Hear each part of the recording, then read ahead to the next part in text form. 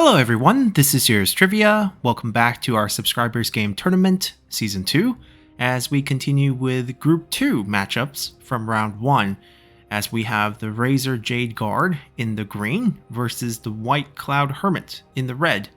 And before we hop into the match, we'll do our pre-match draft analysis. And looking at the Razor Jade Guard, we have an army composition of Yan Baihu, Xu Huang, and Yuan Shao. Once again, we have the mistake of putting Yan Baihu first, which is a little bit disappointing now that we have 2 matches in a row where this has happened, as I have scrimmed every single player in the tournament before the tournament began, and I told everyone about the first general being visible to your opponent, and that if you're trying anything sneaky, whether it's Yan Baihu for the stock or having a strategist that can reveal him, you shouldn't put him first, because that's telling your opponent what you have. And once again, we have this same problem, but the unit choices on the generals are excellent. So we have cheap cavalry, the bandit raiders on Yan Baihu. These are going to be great invisible units to come out of the dark and charge at the enemy's most vulnerable positions, maybe even catching their general off guard. Now they will rout, but the good thing is, if they rout off, they will be invisible halfway through, and most likely they will recover, and you get to sneak attack again. So incredible value on those. Xu Huang has 6 Qingzhou unit, halberds, my favorite one. Good balance of damage and counter cav. Actually, they have the highest damage, with 23-23 base and armor piercing, which doubles when you activate Misplaced Devotion, and that's where their real value comes in. And finally, we have Yuan Shao. Now, I'm not a fan of the Ye Vanguard crossbowmen. They can't fight off cavalry like the spear variety, and if the enemy just chooses to charge you, you pretty much lose value on these right away, unlike the spear unit, which can help you dismount generals, discourage cavalry from charging you as they will be suiciding. These just don't have that effect. They lack the square formation for 360 coverage, which really shuts down flanking, and they basically are just crossbow units. Expensive crossbow units. Then looking on the opposite side, in the red, we have Cao Cao, 2 archers, which are cheap fire arrow appliers. That's okay. Having 2 archers doesn't consume a lot of your income or fund limit for the match. And then we have 4 Qingzhou units. Now he's using the melee infantry, which are better against range because they have a shield. The damage isn't too poor. It's not as high as the halberds, and it's not as good against cavalry, but it will do. All Qingzhou units are pretty great. Then on Lu Bu, we have 2 cheap red shot cavalry, and that's okay too. If you need just a few extra units and you don't have a lot of money, cheap shot cavalry will get the job done if you're pursuing enemy generals once they're routed, cleaning up units, helping your generals peel in bad situations. You can get incredible value from them. Lastly, we have 5 Ye Vanguard Spearmen to counter enemy cavalry, and the only problem for this matchup with Ventral leading them is you can't actually see the enemy cavalry approaching you as they have stock and are invisible. So that's going to be interesting to see how that plays out, and of course, all this will depend on the micro of the match. And with that, let's jump into the match and see how it plays out. So, looking at the bird eye view, it's hard to get everything because there's actually units hiding behind as well. We see something interesting right off the bat in the first second of the match, and that's Yan Baihu dashing this way because he's been discovered. He has very aggressively guerrilla deployed behind the enemy. And if we had to guess, the deployment zone is probably like this. And we see that the White Cloud Hermit had deployed his troop on the backside of his initial deployment area, thus close enough to reveal the stock right off the bat, despite not having a general that has foresight, because you're just too close. And this is where aggression backfires. If you had placed it off to the side of the deployment zone, or maybe in the corner or in the trees, and slowly come out to see if the enemy, is exposed, it might have been a safer play, because now the element of surprise is ruined. I actually wouldn't charge up at this moment. I should charge back outside of the view and I become invisible and I can sneak attack, find angles as they try to look for you. This is just running through the enemy crossbow units, which are going to shred you. And the crossbow units are protecting these archers, which currently I believe are facing forward, so they're shooting for the front. That won't affect this. Generals are sticking together. We did see those two sneaky cavalry deployed behind with guerrilla deployment in the trees. They are hidden, I believe. Actually, they're not even hidden. At least I don't see the icon for them being hidden. Hard to tell because we have the perspective of the Razor Jade guard here. But his army is also pretty standard. Defensive setup here. A couple squares to deter enemy cavalry. Interesting shape choice. I guess he's scared of getting hit with poison volleys, but maybe spread out a bit more in the beginning. Then a bunch of Tingle units who are lined up straight. So I guess, I don't know, maybe this is not meant for deterring poison volleys. They're just randomly placed squares. We have the generals here, but the most exciting thing is what happens to Yan Baihu this early on, because if he gets caught and gets killed, that is going to be a huge loss. And let's see what happens here. Just peel back. You just got to get out of the zone. Okay, they're not pursuing, which I think it's wise, because... Oh... You're fighting against 6 cavalry, you don't have anyone to cover you. Oh, a smoke screen. That could help. You're basically becoming invisible so he can't target you. Okay, he's doing the speed up and just run away. Now you kind of want to engage. People can touch this and activate his gaze, which shuts down a few units from running away. And you can essentially... Let's see if he activates it. He needs to be in combat to activate it. Just hit something. Stop that one from running away. Hit it! Oh, he's not activating it. He should have activated it. He could have killed 2 of them. But that's a free kill. And honestly, if you're playing Yan Baihu with the cavalry setup, the cavalry and Yan Baihu shouldn't be together, because they have different goals. Yan Baihu wants to sneak up by himself, shoot the entire line of infantry, and then run away. And if the enemy general try to chase you, that's when you spring your cavalry on the enemy general. You want angles, multiple angles with cavalry. So you could have hit a few units and crushed these as you ran away, instead of you just basically lost a unit and you did disappear. But at what cost? 1v1? Okay, at least he sent an extra one.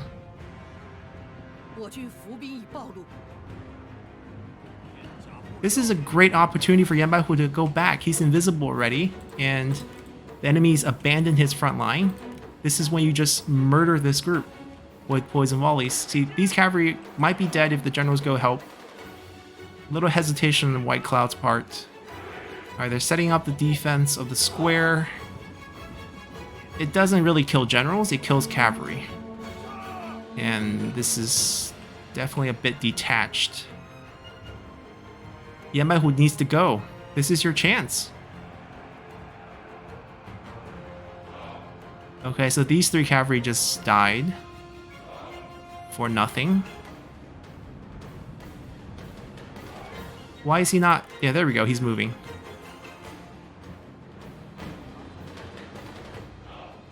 Okay, so he's creeping up. They have the same range, or actually, they have more range because they actually have the crossbow variant. Well, they have square. It's just that you're not going to have any sort of defensive setup. They can charge you. Okay, they do outrange that. That's interesting. Let's see if that actually pays off. The generals are not doing much. The general should just be all here. Xu Huang should just be smashing with Flame of the Phoenix right now. No one's protecting these guys.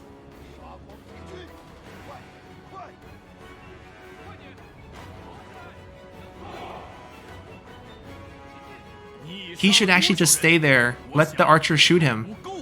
That way his infantry can charge up without getting shot. And these guys are looping way too far. You're invisible. You don't need to loop this far. The crossbow is nicely set up, but the enemy generals are fast approaching. Surprisingly, he didn't lose his cavalry, mainly because this guy's fully invisible right now. Too far away from any of them. See, they recovered after getting that initial burst. Um,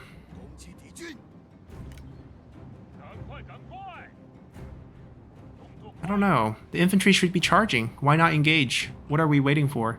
Are we gonna get Qingzhou unit to try to fight Lu Bu? That's not wise. Like, he sent 2, but then pulled back 4. This is why you should have gotten the spearmen, then you don't need to babysit them.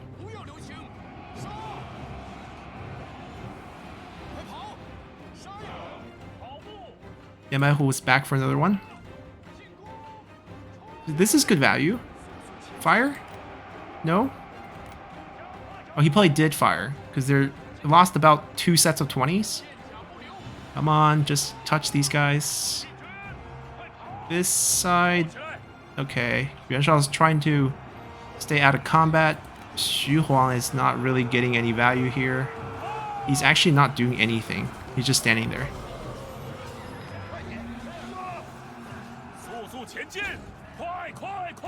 Yeah, not sure about that. He's still not doing anything. And these crossbowmen are just getting picked off by the enemy general. We have Yuan Shao situation all over again, where you feel like you shouldn't be in melee. You should be providing morale so they don't rat off. But you're down in general.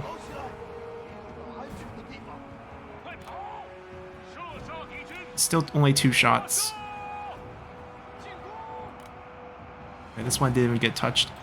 Well, to be fair, Qingzhou units can kill Ye Vanguard Spearmen, no problem. But don't chase... What happened to the 2 cavalry? I guess they never really made contact and got picked off by the crossbow. Xu Huang... Oh, finally moving. Ooh, look at the knockdown on that charge. Everyone fell. This is when Yuan Shao needs to be providing some morale boost. Yes, good. Yanbai Hu's 1v3. That is not a good formula.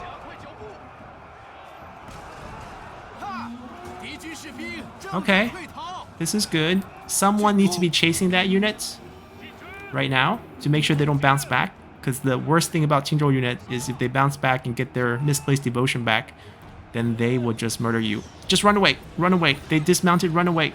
He's not micro. Oh, he is. Okay. The micro's there. That's how you basically trick them to dismount and you just kite away. They can't do anything here. That's a good chase. Someone should be on top of this guy. Someone should be on top of this guy.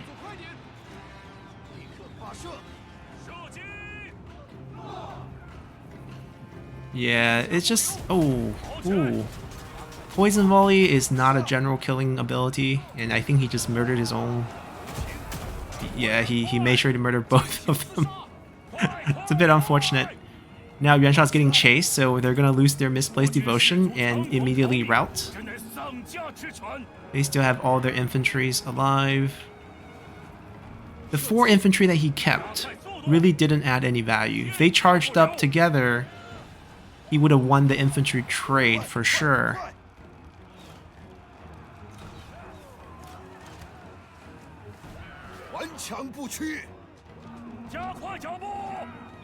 Yuan Shao can't get out. There's no point trying to run him. You should just dismount and fight back. You're not going to outrun 3 generals. Oh, we got a dismount from a couple of Qingzhou unit dismounted Cao Cao right there. Now kite away. All 3 generals just kite far, far away from Cao Cao and fight somewhere else. So it's 2v3. Okay, so he's trying to fight... Oh, Yanbai Hu also got dismounted. How? From which unit? Unless he voluntarily dismounted? Maybe. The horse still highlighted. Which I think means... Yeah, means he dismounted himself. Trying to trade off Cao Cao. That's a good idea. That's a good idea.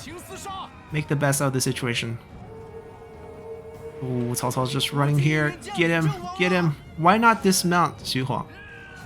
You're gonna dismount one. Dismount the second guy. There we go. Cao Cao's down. It's winnable. If Xu Huang comes out this one alive, he can smash all these units down. The cavalry, the infantry fight, the cavalry should be helping against the generals.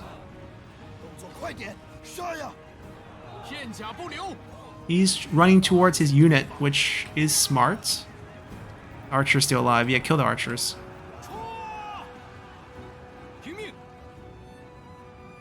Kiting away from Yanbai. Why can't he mount back? He can. The horse is still... Oh. Okay, I mean, not terrible.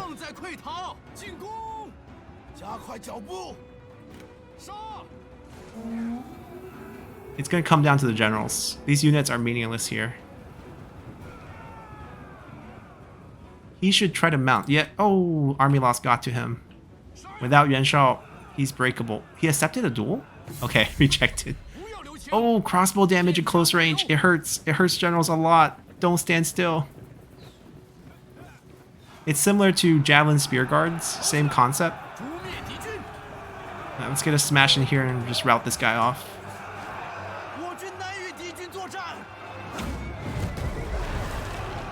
It doesn't hurt generals that much. The problem is 2v1 at this point.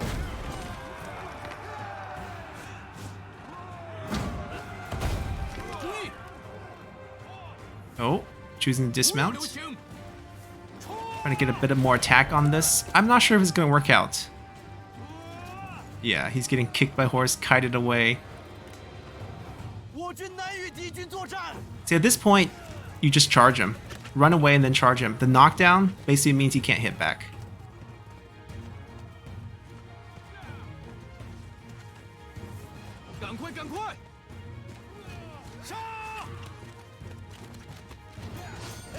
Yeah, just knock him down.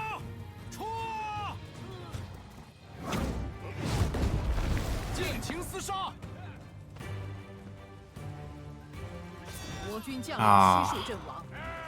It was close. Libu was low. Yeah, that was a pretty interesting fight. Let's see the stats. Alrighty. So I think the main problem, once again, is Yuan Shao's entire setup here. Not using the Ye Vanguard Spearmen, where you don't need to babysit them and commit your units and your generals, would be a lot better. Then these two cavalry would just got shredded as they approach back. Starting with a very aggressive guerrilla deployment didn't work out, but the response to that was also a bit weird. First, you let your opponent know that you have Yanbai Hu, and then you unfortunately ended up next to them. That part is luck. But once that happens, just run backwards. You're just trying to maintain distance. There's no way the 3 generals would chase you since you have 6 cavalry with you. I mean, to be fair, he took minimum loss. Losing 1 cavalry in that situation was probably minimum. But once he got the generals far, far away, he didn't seize the opportunity to take care of the infantry that was left behind. Because these could all have been killed very easily with the 3 generals charging up, much like how these 3 generals charged up and killed these crossbowmen, who pretty much got the same damage value as these units did. They're similar cost. And if he had just picked these units, I think they would have done even better.